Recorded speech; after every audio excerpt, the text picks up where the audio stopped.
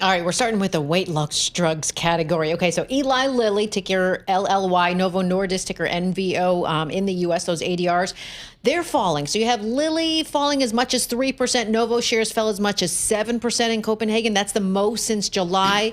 The reason why, yes, it's all about their weight loss diabetes drugs. President Trump, he's saying the price of Novo's Ozempic, it's going to come down to just $150 a month. Wow. It's currently listed at $1,000 for a month's supply. And the problem is Novo's really been struggling, right? There's been talk about whether they can really compete in this market. Lilly sells similar treatments. They have Mounjaro, they have Zepbound, so it's affecting their shares too. But what I found interesting is that analysts are saying it might not be such a big hit to Novo's business because people with insurance who is covered by it, they pay as little as $25 a month. And then, the true net price of Ozempic after rebates for insurers, probably about 60 to 7% less than the list price. Novo also makes Wegovy too, but the president's been pushing these companies, bring their prices down. Are we still seeing signs outside on sidewalks? We've got weight loss drugs in here. Remember like 5 years ago? I see a lot of TV commercials. Yeah, Yes, I that's see where it. you see Much it, more like a lot of them. traditional now. Yeah, and they're all over the place. Yeah. So what do you got next? But yeah, so the prices, that's the focus of that story. Now we go to American Express, ticker AXP. Their shares have been down by more about 1%. So they had a beat on earnings. They unveiled this long-anticipated platinum credit card refresh last month. The CEO said, you know what, initial interest for it really was higher than they expected.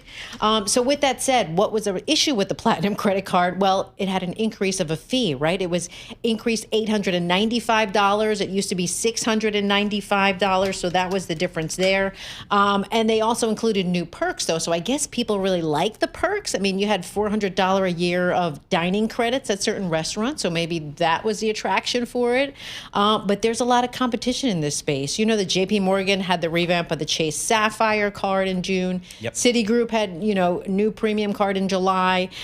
So it's the credit card that was a focus here. But they also had other news too. They raised the lower end of their full year guidance. So that was some other point in the news. Do you But it was shop a around credit card. cards for points and things like that? I stick to one so I can get all the points on one instead of like splitting them All right. up. All right. I know people are very aggressive about managing that. Yes, I do. Yeah. I do. And matter of fact, I said their shares were down. The shares are up as much as 1%. Okay. But yeah, it's getting the miles and the points on these cards. That's a big thing. You're really like, I have to have the miles. I do. Because I need to. My daughter manages that aggressively. Yes. Well, I'm doing a lot of college visits all over the country now, so I need those miles. Mama got to fly for free here. I mean, come on. But it's a huge draw for a lot of people. Yes. Real quickly, the regional banks. Want to talk about, Ally Financial. Their shares have been up as much as 6%. This was the interesting thing. Continued demand for car loans, and that stands out because, that high-profile bankruptcy with Tricolor Holdings last month. There's been this big focus on the earnings for auto lenders, especially those like Ally that sometimes lend to those lower end consumers. Fifth Third, their shares have risen as much as 2.6%. And then financial services company Truist Financial, their shares have risen as much as 2%. They actually had a beat on adjusted earnings per share, non-interest income.